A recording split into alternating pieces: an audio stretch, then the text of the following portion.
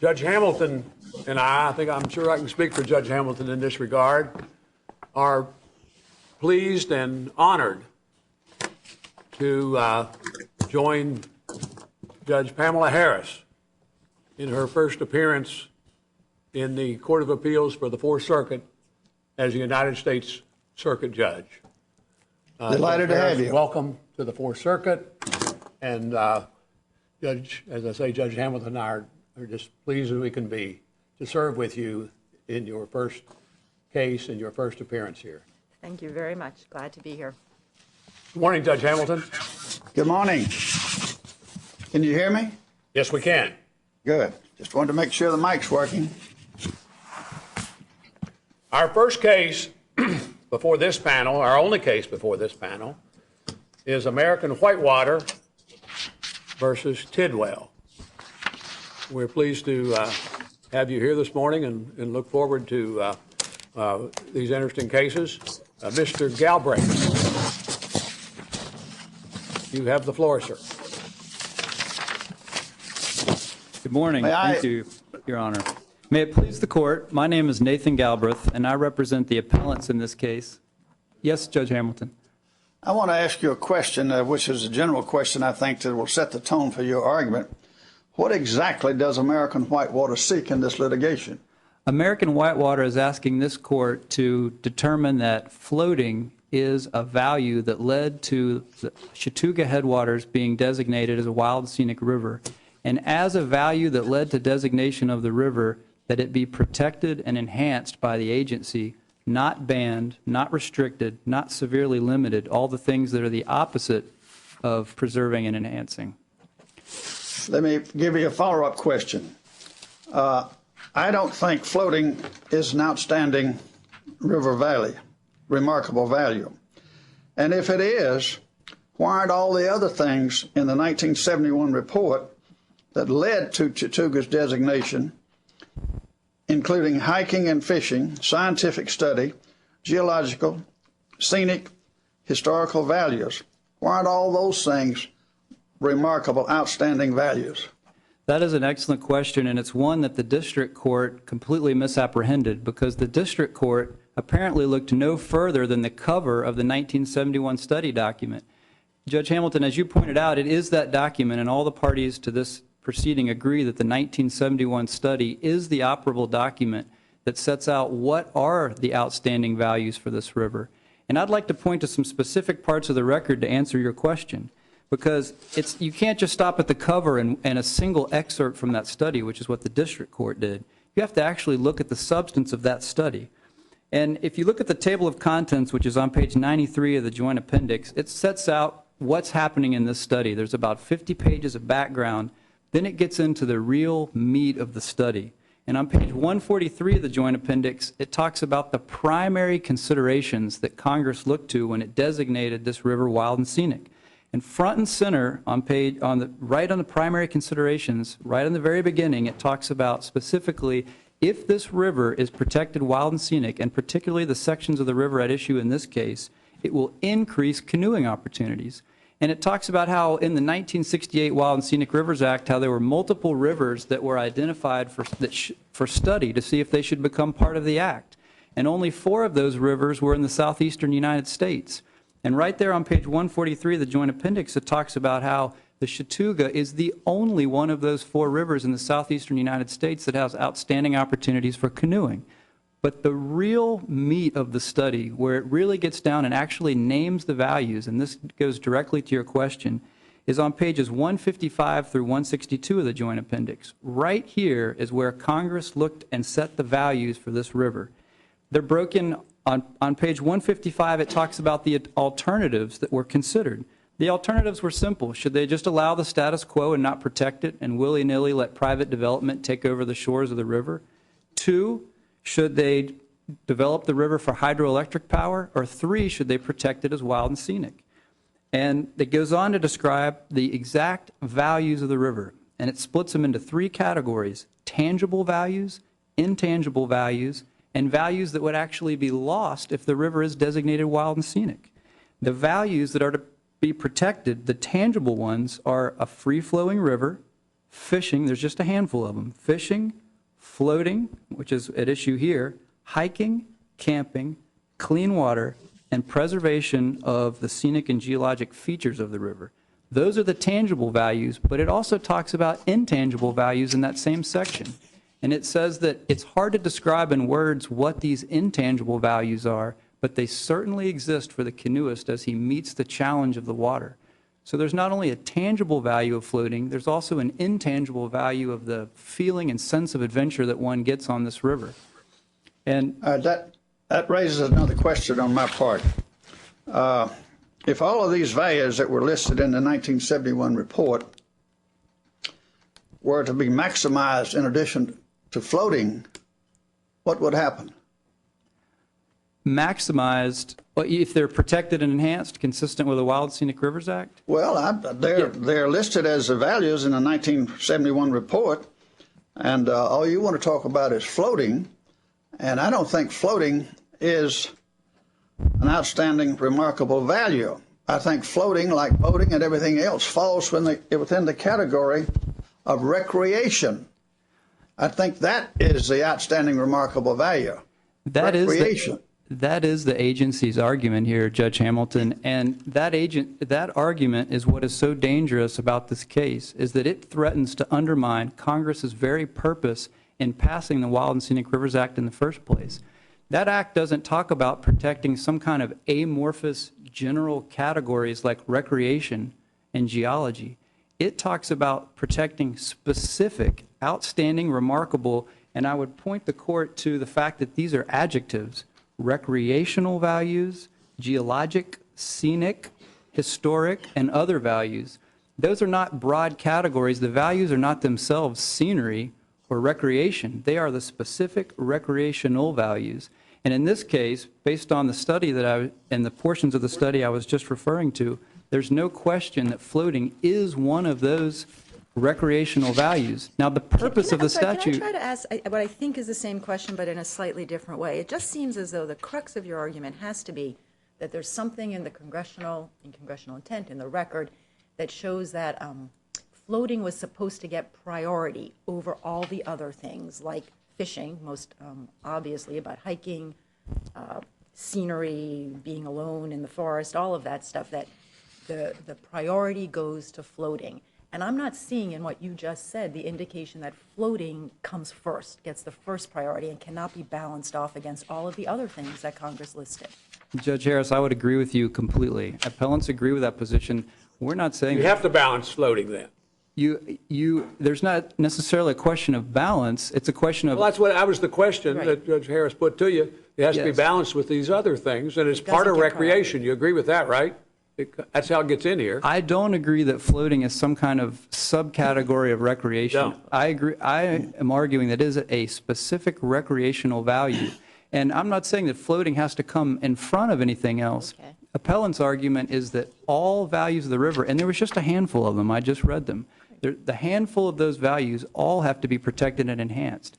And all of And that's this... where you say that's your primary argument is that Judge Lewis and the Forest Service misunderstood that proposition and fatally erred, Judge Lewis did. Is that right? That's exactly right, Judge Your King. proposition. And this is an issue of first impression, not only for this circuit and for Judge Lewis, but for any court. No court has ever determined what constitutes a value under the Wild and Scenic Rivers Act. The only court that's come close was the Eighth Circuit in the Sokol case. And in that case, the Eighth Circuit talked about how values are unique, rare, and exemplary, not general amorphous categories like recreation. And I'd like to give an analogy And we review this giving a lot of deference to the United States Forest Service. They're the experts in this context, insofar as the court's concerned. Isn't that correct? They are the agency that is designated with management of this river. And I'd like to circle back to answer your question to say what is so dangerous about the argument that the agency is providing here, which is that these are broad categories and that's all they have to protect, and within that they can ban or prohibit as they see fit. Imagine the example, let's talk instead about recreation about... In any event, the 2012 decision that you're challenging expanded the floating on the part of the river that you wanted on. What they say, that's what 21 of, or all but 4 miles of 27 miles. 23 of 27 miles, correct? That's what this agency would have the court believe. But in reality, floating... And I think that, okay, go ahead. Floating has been present on this river for over 250 years. And it was the plaintiffs in this case, the individual appellants, were floating this river both prior and after wild and scenic designation, and now are prohibited from doing so. This was not a situation where there was some floating added. What happened was, back in 1976, the agency arbitrarily and in violation of the Wild and Scenic Rivers Act removed this primitive wilderness compliant use. We're not talking about commercial use. We're not talking about motorized use. We're talking about someone showing up at a river with a canoe and a paddle and silently floating down, something that's consistent with wilderness. And what happened here is that the Forest Service artificially removed all floating, and in the 2012 decision that's at issue in this case, they only partially restored it. And they make that argument. They say, well, hey, we restored some of this, what's the problem? The problem is the Wild and Scenic Rivers Act required that they protect and enhance the recreational floating value on these very sections, not ban it, not severely limit But it. also the fishing, right? You would agree then that they were supposed to protect and enhance the angling opportunities. That's right. And Judge Harris, your question brings up another important point, which is there is no problem with protecting both fishing and floating. First of all, on virtually every other river in the country, the two peacefully coexist without excluding one group or the other. When we talk about floating, what are you talking about? Rafts? Floating and boating, Kayaks? we're talking about kayaks and canoes, non-motorized. What about rafts? And this, I believe the I come decision, over in West Virginia, they do a lot of rafting on the New River. rafting is also floating. In this case, So you were talking about rafting, and you're talking about canoeing, and you're talking about kayaking. What else are you talking about? canoeing, kayaking, and some kind of inflatable device is the only way that you can float a river. And in fact, in 1969, when the agency was studying this river, that's how they studied it. They floated down it from the top to the bottom. That's how we have the information in the 1971 study that we have. But the anglers, right, I mean, I understand that you think the anglers should be able to do just fine, even if is floating where they're trying to fish, but they think not, right? And isn't that what the agency called asymmetric conflict? Judge Harris, it's not the appellant's opinion, it's what the record makes clear. Let me point out that in page 742 of the joint appendix, there's a pie chart that was put together by the agency's own expert, and it shows that in an entire year, there are 34 or less days on which, if there are no restrictions on paddling whatsoever, that there will be any craft, a raft, a canoe, or a kayak that can even possibly float the river. Only 34 or less days. And on page 697 of the joint appendix, the same expert goes on to say that really only half of those 34 days, somewhere between 6 and 17 days, is someone even likely to be in a boat on the river if there are no restrictions. That is not substantial interference. That is not any kind of interference. That's not even an interaction. And page 689 to 692 of the joint appendix further shows that there's really only about 1 to 4 fishermen even in the resource at any one time when one of these floaters might be coming down on these between 6 and 17 days out of the year. Now, when we think about the fact that floating is not banned like this on practically every other river in the country, and we think about the fact that we're talking about between 6 and 17 days out of the year, and that there's only maybe 1 to 4 people that might even encounter a boater, how could that constitute substantial interference under the Wild and Scenic Rivers Act? And how is the agency protecting and enhancing this important use that's a recreational value that was present at the time of designation, that was specifically cited in the study document, and now they've banned it? And banned it for what? For some kind of possible interference? And I'd like to point to the Riverhawks case here, because in the Riverhawks case, they specifically talk about the specter of interference, which is what we have in this case. You'll note that what the agency is talking about is that there's some hypothetical possibility for interference, not that there's actual proof of it. There isn't. And all we have to do is look at virtually every other river in the country, or the record in this case, which shows we're talking about a tiny number of days. On this river, like every other river, Mother Nature does her job. The water level naturally separates these uses. When the flows get high, they're optimal for floating. When the river flows get low, they're optimal for fishing. And the agency's own expert pointed out in pages 722 and 723 of the joint appendix that it's even further unlikely that there's any kind of interaction between these two, because of timing of day. Fishermen fish early in the morning, boaters in the afternoon. And geography further restricts them because fishermen might be fishing downstream while floaters put on upstream. By the time they get down there, the fishermen are gone. Tiny number of people, tiny number of days, very small possibility they can even interact. Yes, Judge Hamilton. I think this goes to what you're getting at, but on the average, how many days a year does the water flow exceed 350 cubic feet per second between Green Creek and Lick Log Creek? There is a chart, and it's on page 996 of the joint appendix. It's a table in the environmental impact statement, and it shows there's a couple of different ways that the agency answers your question. And I would like to point out that the agency's own expert calls this a guesstimate because in the entire 7-year study period, floating was only allowed for a grand total of 2 days. 10 people on 2 days were allowed to float the river, and that supposedly provided the basis to show why there's some kind of substantial interference in this case. But that table, to answer your question, shows that over 300 days per year, there will be no floating on the river based on the flows. It's somewhere, I believe, between I don't have the table right in front of me, it's somewhere between 255 and 300 days. There's inadequate flows for any boating according to that table. As I mentioned, the expert who really dug into this and said, when are people actually going to be floating on this river, said 17 or less days out of the entire year. Well, isn't it true that the Forest Service, in its 2012 decision, expanded the number of days that floating could be permitted on the Chattooga River? So under the 2012 decision, don't you get more floating days? And that question is similar to what I was discussing a moment ago, that's what the agency would like this court to believe. Well, isn't that accurate? You get more than you had before. Judge King, it's not accurate. You just didn't win enough, as far as you're concerned. Well, it's not a matter of enough. It's a matter of protecting and enhancing, and it's a matter of the fact that this is a primitive use that's happened for over 250 years. They unlawfully removed it in the first place, and they only partially fixed their unlawful decision. And it's not okay to just to have a partial unlawful ban. The whole thing needs to be removed. It's not consistent with the act. You understand that, red light, don't you? Yes, Judge. So you saved some time, and we thank you very much, Mr. Galbraith. Is it Ms. Dowdy? Did I pronounce that correctly? Dowdy, I'm sorry, I didn't pronounce it correctly. I apologize.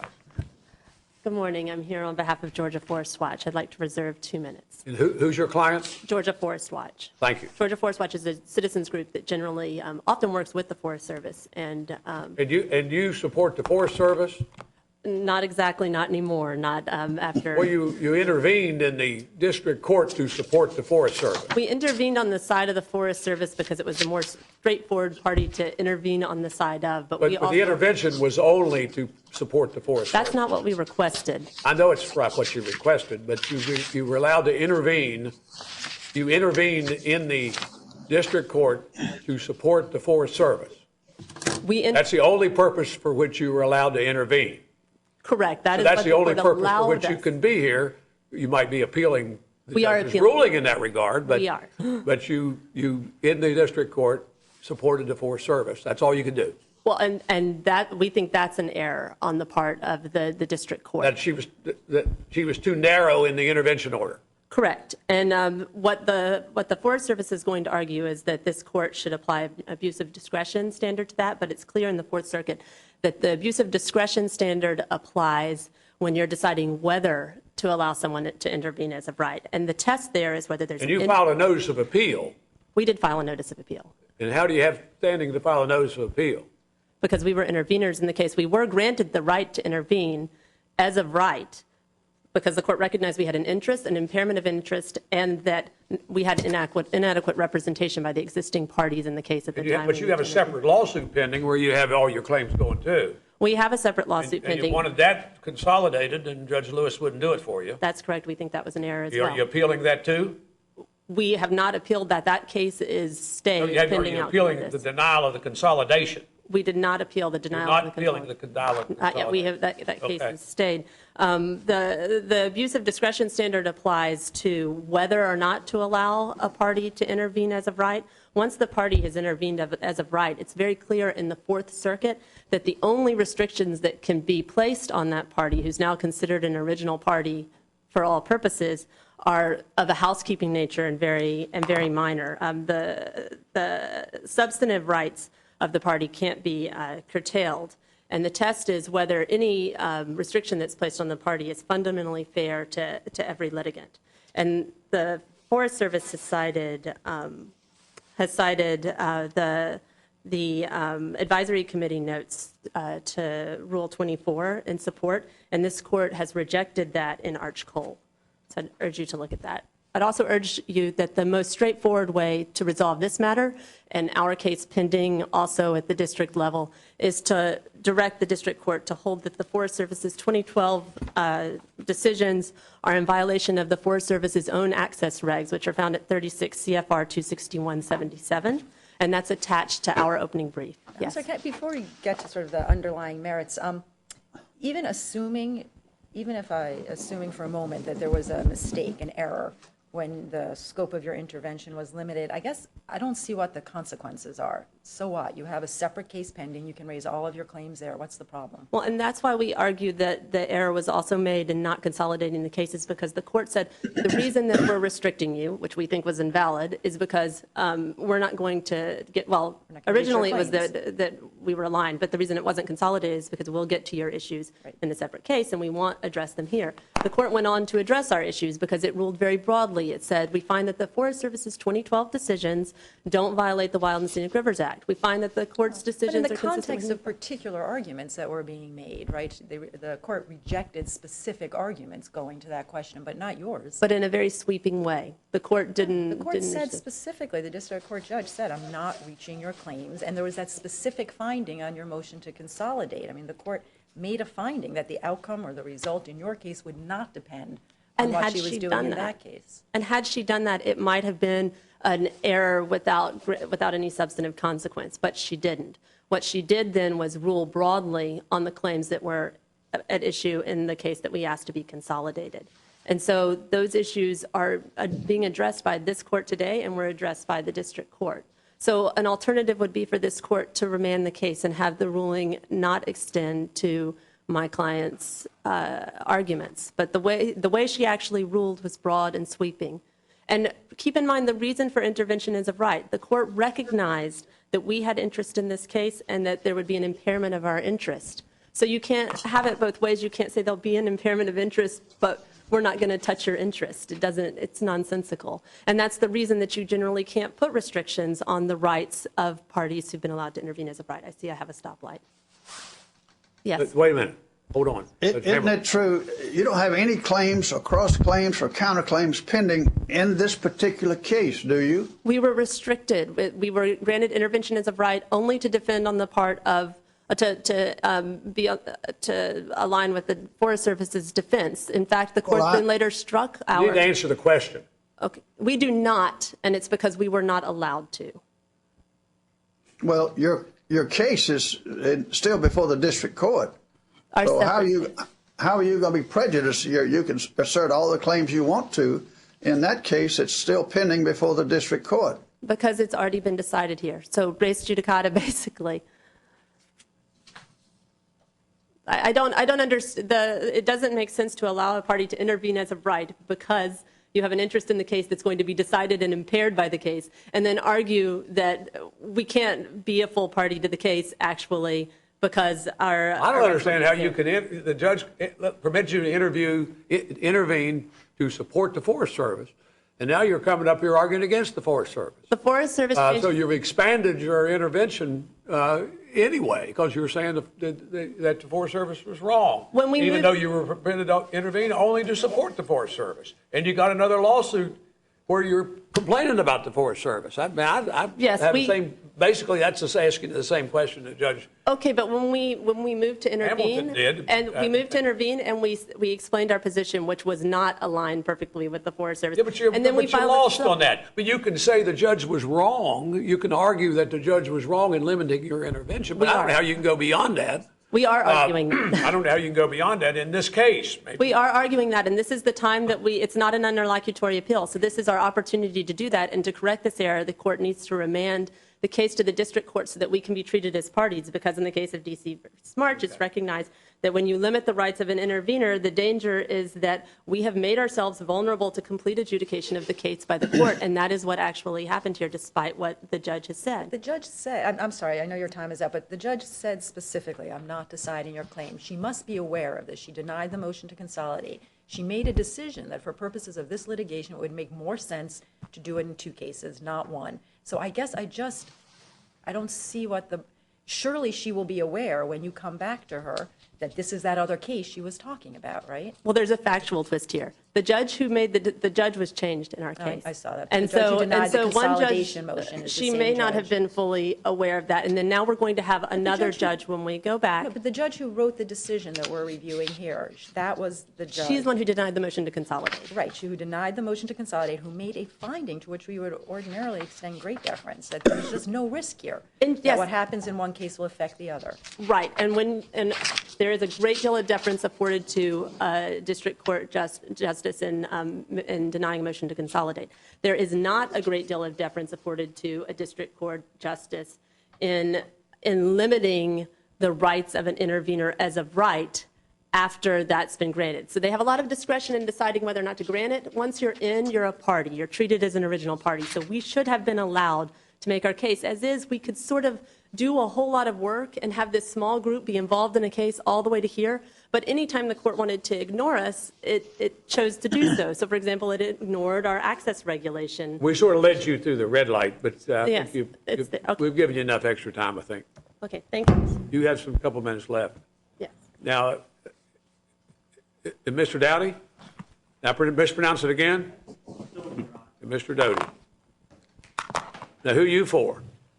Your Honor, I represent the Rust family. The Russ family? Yes. All right, sir. Nice to have you here. Thank you, Your Honor. The Rust family owns property within the designated Wild and Scenic River Corridor. Because the purpose of the Wild and Scenic designation is at issue in this case, so are the Rust family's property rights. The paddlers are asking for a broad interpretation of the Wild and Scenic River Act that would set aside existing property rights within the designated corridor and the headwaters of the corridor. And the Forest Service is asking. By the headwaters of the corridor, you mean way on the top? Well, Your Honor, yes, and Green Creek, as you can see on the map, and the Rust property is just above Green Creek. It's the white area, and it goes up and even above Grimshaw's Bridge. Yes. And it's on one of these figures, it's kind of in white. Yes, the private property is white and the forest property Yes. is green. Right.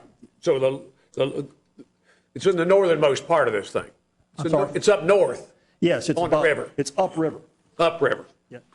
Go ahead, I'm sorry. Yes, Judge Hamilton.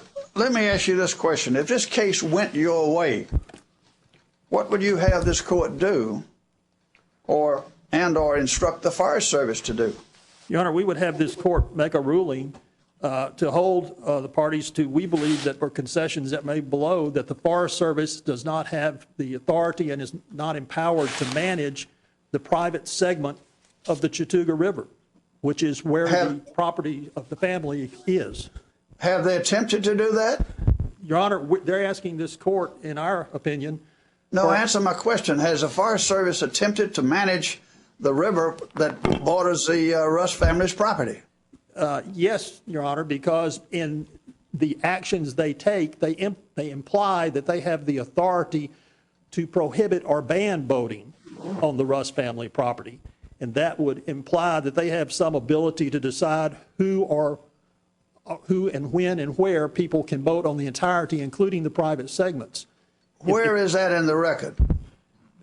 Your Honor, in their own brief, the Forest I'm Service. not talking about their own brief. I want to know where it's in the record. Well, Your Honor, in 2012, they indicated that they were opening, there had not been any boating allowed, and that they were banning boating only on the 4 miles, and were silent as to the rest of it. And in any event, Your Honor, I would point out that American Whitewater, in this case, is asking for such a broad interpretation of the Wild and Scenic River Act that it would include, in the value section, if you adopt their definition of the act, it would include their ability to have public access on the entire river, which we obviously oppose. I mean, you're complaining about the Forest Service from the other side. You're completely opposed to American Whitewater's position. Yes. Even Yes, more we so. are. That's what, in somewhere in the record, y'all referred to them as the kayak lobby? We probably do, Your Honor, and that we refer to them as the paddlers, the boaters. Paddlers, They're the same. kayak lobby. Yes, yes. As you can see, when the river goes across the property where the Rust family is, it's barely a trickle in these photos. Do you all own the bottom of the river and the water? Your Honor, what we own is the property, the stream bed, and we own the space that the water goes through, and we therefore should control access. Do you own the water? We own the space that the water goes through, Your Honor, just as we own the space that the air occupies just over the property, which means you control, if you're a private property owner, you control access. So you don't claim the water? We don't claim the water, but we would claim that we control. And this water goes, after it comes out of those mountains up there, it goes all the way where, to the Atlantic Ocean down Savannah? I believe that's correct, Your Honor. Eventually, the water does. Judge Hamilton? Let me ask you one other question. I don't understand how the Rust family's property is implicated. The Forest Service's 2012 decision does not permit floating above Green Creek. Isn't that correct? Well, Your Honor, they have not affirmatively said they're allowing Isn't boating. that correct? It does not. But, Your Honor, the manner in which they have done it implies that they have some authority to decide that one way or the other. And certainly the position of American Whitewater implicates the private property rights, because in their own brief, in their argument, and they haven't limited that, they're saying that they want this court, that this appeal involves the entire headwaters, in the entire 27 miles, and that includes the private segments, including the Rust family. But Counsel, am I wrong about this? I thought that what American Whitewater wants is a ruling that the Forest Service's 2012 decisions are invalid. But the Forest Service says those decisions don't touch your property. So even if American Whitewater wins, what will the implications be for your property? It will invalidate certain decisions that don't include the property. Because the way they want this court to get there, and I have a stoplight, I'll answer the question. The way they want this court You to answer the question as long as they ask. the way they want you to get there is to adopt this very broad interpretation of the Wild and Scenic River Act, in which they argue they have the right as a value to access the entirety of the headwaters. Right now, that's the only place perhaps that we're talking about, but if this court takes their bait and adopts that wide interpretation, it directly implicates the private property rights of the Rust family. Judge Hamilton, anything else? No, I don't think so. Okay. Thank you very much. Thank you. Appreciate it. Now, Ms. Robertson.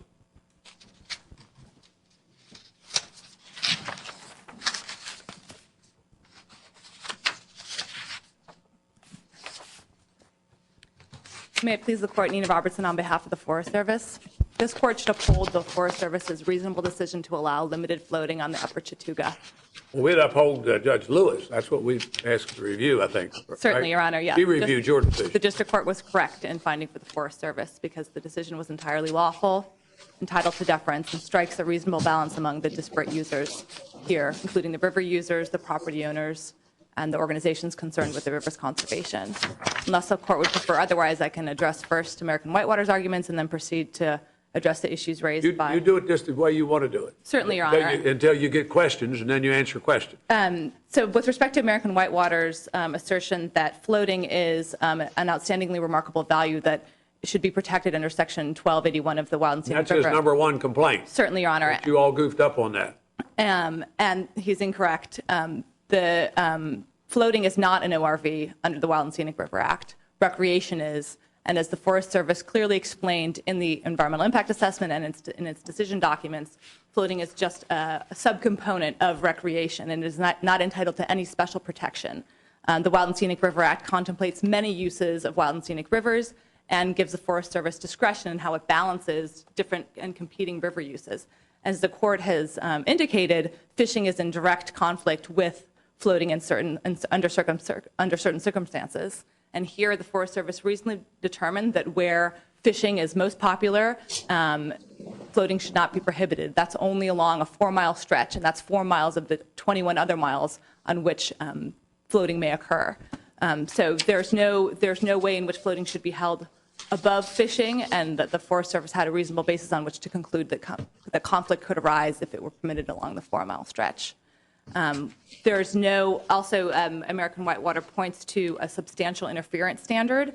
The Forest Service doesn't need to meet that standard. It must only under the Wild and Scenic River Act take into account different uses and strike a balance. And there's clear authority for that. I would point the court to the Hells Canyon case that the Ninth Circuit decided, in which the court indicated the need for balance among competing uses. In that case, it was between motorized boating and non-motorized boating.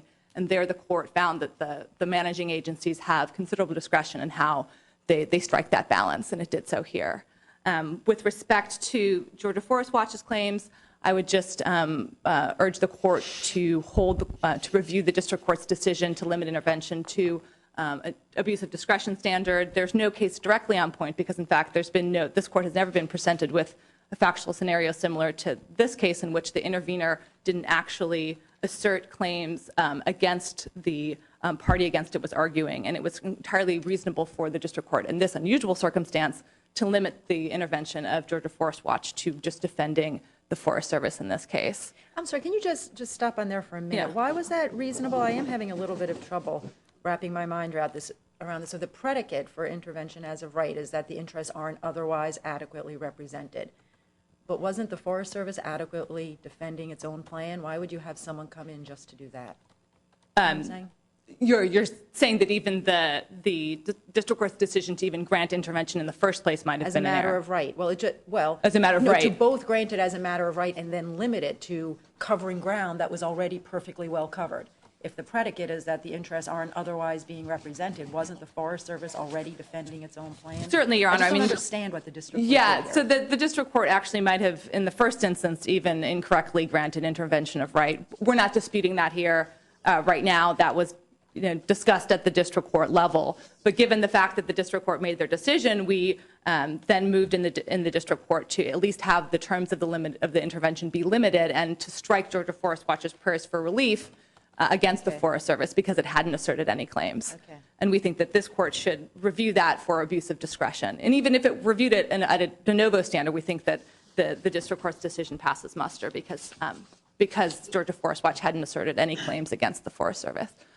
What do we do with their appeal? Excuse me? What do we do with Georgia Forest Watch's appeal? They've filed an appeal here. We don't think that appeal was proper, and that Do you think we should dismiss it then? certainly, Your Honor, yes. Well, but one of the parts of their appeal is that the intervention was too narrow. The Why appeal, shouldn't the they be merits able to appeal, Your challenge Honor, that? should be dismissed. Pardon? The merits appeal could be dismissed, or the court need not reach their merits arguments. But if the court were to rule on their appeal of the denial of or if the court were to reach the issue of whether or not the district court properly limited their intervention, it could certainly consider that part of their appeal and rule on it. And So need you not don't want dismiss the it. appeal dismissed? That's what government seems Honor. like the government's talking out of both sides of its mouth on this point, because you said the appeal should be dismissed, but now you say they do have a right of appeal on that. Your Honor, on the narrowing the the government intervention. concedes that they have a right to appeal that particular issue. So you'd only want the appeal dismissed in part. With respect to the merits appeal, which is, yes. Yes. With respect to the Rust family's claims, I would just make 2 points. What are y'all doing to them? Exactly. That is, in fact, the critical question, and the answer is nothing, Your Honor. The Forest Service has never tried to assert management authority over the Rust family's property, and there's no live dispute between the Rust family and the Forest Service in this case. Therefore, any opinion that if the court were to grant the Rust family the relief it seeks, which is some sort of declaration about the scope of Forest Service authority, it would be essentially issuing an advisory opinion. There is no live dispute, as you recently just heard. The Rust family only has a problem with the relief that American Whitewater is seeking, but Who owns that water? Your Honor, that gets to my second point. The water is a public good. No private entity owns it, and It's owned by the people of the United States. Yes, Your Honor. And they own the river bottom? So, Your Honor, the Rust family said that they own the stream bed, and the government has never seen that, that issue has not been resolved. So you don't necessarily, the government doesn't necessarily agree that they own the river bottom, but that's not an issue here. Exactly, yes. Where does I'm just curious, because this case came in South Carolina, where's the state line? The state line is, The border. so there's 3 borders at issue, Your Honor. 3 borders, North Carolina, South Carolina, and Georgia. Well, is the border in the middle of the river or on one side or the other? So the border is basically in the middle of the river. The headwaters, which State line between Georgia and, first of all, between North Carolina and South Carolina is in the middle of the river. And then the state line between Georgia and South Carolina is in the middle of the river, as far as you're concerned. is, yes, Your Honor. Okay. I mean, not exactly the middle of the river. It's, the North Carolina, South Carolina. I know, the reason I asked that, because up in West Virginia, the Ohio River border is part of it, and we all, in West Virginia, always got stuck with building the bridges, because they said the border was on the Ohio side at the high water mark, so West Virginia had to pay for all the bridges. And apparently they don't do it that way down in. Fortunately, to my knowledge, Down that dispute south. does not exist in this case. Pardon? Fortunately, that issue is not live in this case. It's not an issue in this case, for sure. And was I right that the water goes to the Atlantic Ocean at Savannah? I believe that's correct. Goes Your down Honor, to the but Savannah River and flows down all the way to Savannah. I'm not sure about that. I believe that's Well, it's correct. got to go to the Atlantic Ocean. Eventually, it does Or I get guess to the it could go to ocean. the Gulf of Mexico. I just didn't know where it went for sure. That wasn't in there. I didn't see it. Yeah, it's not in the record. But it runs downhill, all that water. It keeps running downhill. Keeps going southward, yes. Yes. Unless the court has any further questions, I will conclude. Hold on a second. Yes, Judge Hamilton. Yeah. I just want to ask you, or maybe the members of the court, if you ever read Pat Conroy's book, Deliverance? I have not read the book or seen the movie yet, sadly. Well, it was fictional to a large part, but it was filmed on the Chattooga River. In fact, yes, it was filmed on the Chattooga. And actually, as the record shows, after that movie became popular, the visitorship to the river increased tremendously. Hence, the Forest Service's need to manage the river carefully and balance uses. I'll admit that I have seen the movie. As have I. It didn't make me want to go. Thank you. Thank you very much, Ms. Robertson. Now we go back here to Mr. Galbraith. Thank you, Your Honor. I just want to point out very briefly that the whole purpose, Congress's intent in passing the Wild and Scenic Rivers Act was that certain specific, outstanding, remarkable values, such as recreational values, such as boating on this river, would be preserved for future generations. And what the Forest Service is arguing here basically undermines that entire purpose. What does the protect and enhance standard mean? According to the Forest Service, nothing. They can willy-nilly eliminate, ban, do whatever they want. What about the second standard in Section 1281? Oh, yes, Judge Hamilton. The significant question in this matter is, how do you find that the Forest Service's 2012 decision is arbitrary and capricious? It's arbitrary and capricious for a number of reasons. The facts that I listed earlier, there's hardly even an encounter between boaters and other users, and somehow they've determined that boaters should be completely excluded from the resource.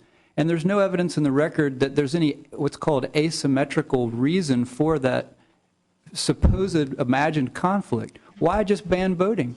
Where are the hiker-free days? Where are the fisherman-free days for boaters? It's completely arbitrary and capricious that if there is some kind of encounter that they just decide to take a wilderness-compliant, original wild and scenic use that was a protected value and eliminate it from the river during most of the year and at all times on one of the most important sections of the river that joins the top and the bottom of the river together. I see I You have a take stoplight. issue then that they didn't make a balanced decision looking at all of the uses of the river, and they didn't sort of divide those up and give everybody an opportunity so that it was a balanced decision. You take issue with that? That's right, Judge Hamilton, and there's not even a reason to balance uses in this case. These are all compatible uses. They are on other rivers, and there's no reason to even get to the second test under the Wild and Scenic Rivers Act, which is whether there's substantial interference, because there's barely an encounter. They can protect and enhance all of the values that I listed that are set forth in the study. They don't conflict with one another at all, and there's no basis in the record for saying that they do. And even if there was some kind of small interference, it's certainly not substantial. And again, the agency argues that, well, that standard doesn't mean anything either. Hells Canyon case, in that case, large amounts of motorboat use was found to be not a substantial interference. In this case, we're talking about hand-powered floating. How can large amounts of motorboat use be not a substantial interference, and yet primitive kayaking substantially interferes with the river's values? Am I remembering right, Counsel? You can tell me if I'm not, that in the Hells Canyon case, Congress had actually legislated, it was a proviso to the designation that there would be motorized boating. That's exactly right, I which guess is that's certainly why a it wasn't an distinction here. interference, right? But in the Riverhawks case, in that case, they also found that large amounts of motorized use did not substantially interfere with the same parties that are aggrieved in this case, primitive floaters. How can this be possible? This decision is an absurdity on every level, from arbitrary and capricious all the way up through substantial interference and protect and You enhance. say it's an absurdity? It is. It's a complete anomaly on river You management refer in to the the entire decision, country. you're talking about Judge Lewis's decision or the Forest Service's decision? The agency's decision. Agency's decision is an absurdity. Yes. How long have you all have been involved in it since when? Since the early 1990s. I personally have been representing these parties 20 since years. 2003. Yes, Your Honor. And yes, Your Honor. I see I have a stoplight. Thank you. Thank you very much. Appreciate it. And Mr. Dowdy? Well, let's see. On my list, it's Richard. It's flipped there. Looks like to me. Your Honor, I want to reiterate that the private party's interests are at risk in this case, and it's because what the Forest Service just said, that they control the water. They made concessions below as to that the Rust owned the property, and we would cite the court to Still Creek Development Corporation versus James, a North Carolina case, in which it indicates that if you control the stream bed, if you own the stream bed through which the water flows, you have the right to exclude boating on that property. So as a matter of law, we would say that the fact that the Rust owned the property settles the case as to whether there's access on the water that happens to flow across the property. Also, the Forest Service itself. Could you build a dam on there? For people, I mean, if they wanted to? I think there are restrictions on the dam, but that has to do with conduct that persons owning the property do, and it has to do with riparian rights. And this case does not really deal with riparian rights. It's dealing with public access to allowing the public to come on this private property. There were concessions made below by the parties, and we would ask this court, if it rules, that it hold their ruling strictly to the area below Greens Creek, and that this does not in any way resolve or indicate that private property is open to public access. This area is at risk. It's issue in this case because by the Forest Service's own chart, it's included within the assessment area, and that gets to our NEPA argument, Your Honor, which I did not have time to address. Yes. Well, you can do this on my time. During your initial appearance, I pointed out to you that the 212 decision does not permit floating above Green Creek. Now, how is the Forest Service interfering with the waters abutting the Russ family's land? Because Your Honor, it's our position that they're asking this court to find that they have some kind of discretionary authority to manage the entire river, regardless of if it's flowing over private property or not. Well, tell me specifically how they're doing that. They're not going to permit any floating above Green Creek. So Green Creek, By even indicating they have some kind of authority to not allow floating above a certain area, it's an indication that they or in some way think they have the discretion and the authority to allow it if they should change their mind in the future. And in this case, Well, you could come back if they did that, well, Your Honor, and that issue would be right. we say it's right now, Your Honor, because of the understand. positions taken by the other parties in this case, which are asking for a broad ruling on the entire headwaters that would subsume, arguably what they're asking you to do is subsume private rights without our day in court. And Well, the Forest Service says we just ought to affirm Judge Lewis, as I understand him. Well- And dismiss part of that other appeal, maybe, but well, we would ask if it's affirmed that the Forest Service be held to the concessions we think they made below, in which the district court found on the basis of which they found our issues not right, and that is the Forest Service conceded it does not manage our property, which we say includes the stream bed and right to exclude we normally voters. don't decide things that we don't have to decide. We resolve the appeals, the issues that are fairly presented. It's the way we normally operate. Otherwise, we'd be issuing what they call an advisory opinion. I understand that, Your Honor, but And so you don't want any advisory opinion. I don't want an advisory opinion, but I don't want so broad an opinion that later when we come back, somebody cites your opinion and says, well, you were in court and the court ruled that there's public access to the entire headwaters, and that's already been decided. If we just affirmed Judge Lewis, would you be all right with that then? As long as the court carefully notes that it is not deciding the issue of what happens when the Chattooga is flowing across private property. If the court carefully does that, we would have no problem, Your Honor. Thank you. Thank you very much, sir. We appreciate it. Ms. Dowdy?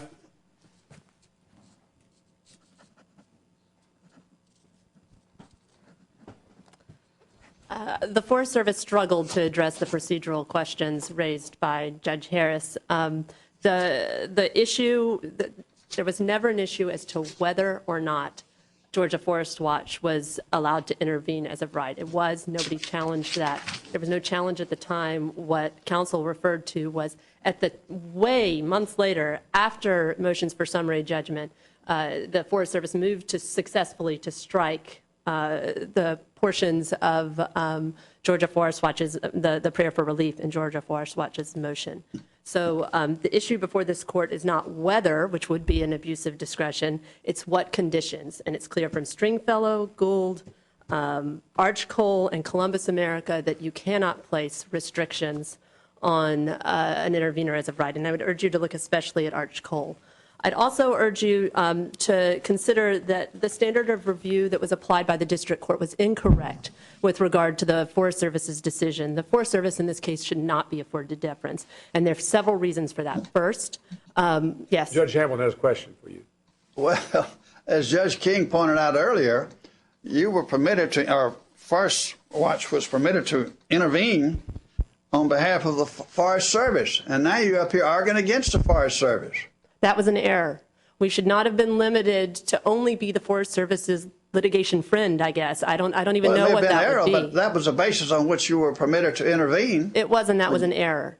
Because we requested, if you look at our motion to intervene, if you look at our supplemental memo when the court set on our motion for over 8 months, when you look at our supplemental memo, we made clear that we were not aligned with the Forest Service. Not only that, there's an administrative history going back to the 90s. But you were aligned with the Forest Service because that was the court order. You have to abide by court orders. That court order is an error, and we're challenging that Well, court you order. can say that the court order is an error, but you still can't argue against the Forest Service under that court order. But this is our only chance to address the merits. This is the time when you have to address You any got the chance. restriction You placed. have another lawsuit. We do if you send us back. We have the have another opportunity, and lawsuit. that lawsuit should have been consolidated if the court was going to address our issues in this lawsuit. If the court had somehow, I don't know how you could do this in this case, kept the issues separate in the two lawsuits, then perhaps that would have been right. But in fact, the failure to consolidate just compounded, and the only reason we filed the other lawsuit was to avoid the situation that happens here, which is that we can do all of this work, appear, and be basically ignored by the district court at will, which is what happened. And after having recognized that we had an interest that could be impaired, that doesn't make sense. That's fundamentally unfair, and the test is fundamental fairness to litigants. Thank you very much. We appreciate the efforts of all the lawyers in the case. I know it's been a